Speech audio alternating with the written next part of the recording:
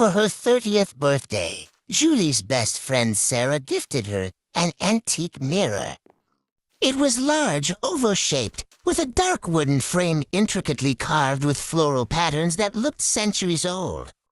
I found it at a flea market.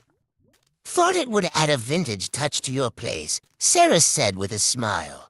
Julie loved it immediately. She placed the mirror in her bedroom, hanging it across from her bed. It reflected the soft glow of her bedside lamp, casting a warm, almost nostalgic light. But the moment she hung it, strange things began happening. It started with subtle oddities.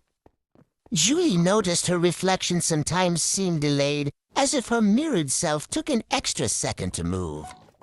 Other times, she'd glance in the mirror and swear she saw something out of place, a flicker of movement in the background that disappeared when she looked directly at it. One night, as she was getting ready for bed, she felt an unusual chill in the room.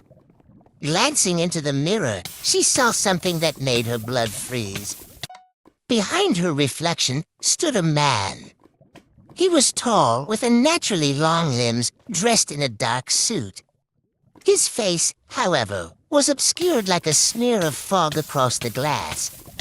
Heart-pounding, Julie spun around, but no one was there.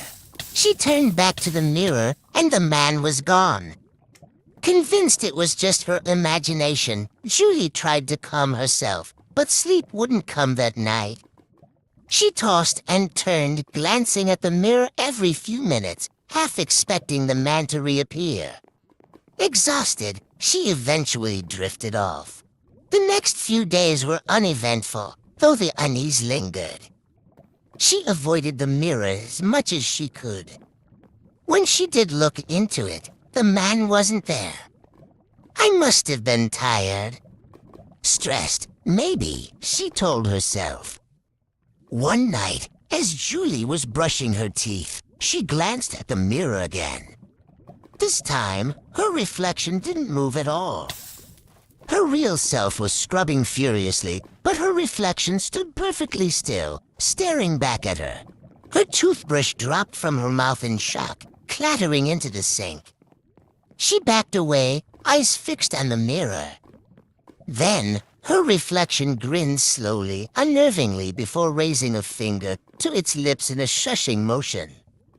Julie screamed and bolted out of the bathroom. She spent the night on her living room couch, terrified to even walk past her bedroom. The following morning, Julie called Sarah and told her everything. "It's the mirror," Julie said, her voice trembling. "There's something wrong with it." Sarah tried to calm her down, saying it was just her mind playing tricks. "Come stay with me for a while," she suggested. "We'll deal with the mirror later." Julie packed a bag and left, leaving the mirror behind.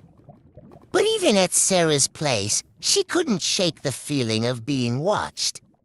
Every shadow, every reflective surface made her jump.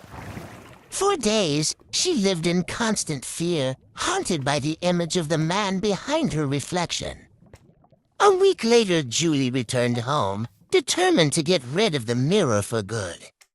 She didn't care about how much Sarah had paid for it or if it was antique. She wanted it out of her house. When she entered her bedroom, the mirror was right where she had left it. But something was different. The glass seemed darker, like the surface had dimmed. She cautiously stepped toward it, gripping a heavy blanket to throw over it before moving it out.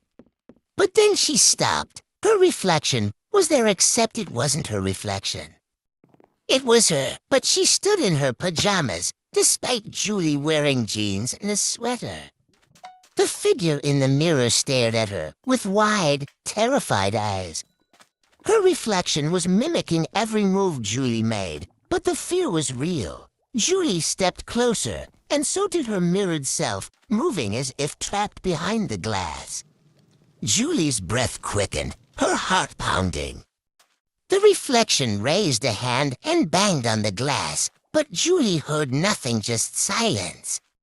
Her reflection mouthed the words, "Help me," Suddenly, Julie's legs gave out from under her, and she fell backward onto the bed. The figure in the mirror didn't fall. Instead, it stood there staring down at her with a sinister grin. From behind her reflected self, the mirror man emerged, tall and dark, his features still blurry, but his presence unmistakable. He placed one long-fingered hand on the reflection's shoulder, then slowly looked toward Julie. Her reflection's eyes widened in terror. The mirror man's foggy face turned toward her again, and then, without warning, her reflection reached through the glass. Julie screamed, scrambling off the bed and backing toward the door. But as she fumbled for the knob, she saw the impossible. Her reflection was crawling out of the mirror. Its hands gripped the edges of the frame as it pulled itself through, the mirror man close behind. Julie bolted, racing out of the room and slamming the door behind her. She heard the eerie creak of the mirror warping and the shuffling sound of something stepping out. She grabbed her phone and dialed Sarah, sobbing into the receiver. "It's real. He's here." But when Sarah answered, her voice was cold, distant. "I know," Sarah whispered. "He came for me first." The line went dead. Julie never went back into that room. She moved out the next day, leaving everything behind. Months later, the building was condemned, but the mirror remained. They said that in the abandoned apartment, if you look through the windows at night, you can see faint figures moving in the dark, always staring, always waiting. And if you get too close, they'll see you too.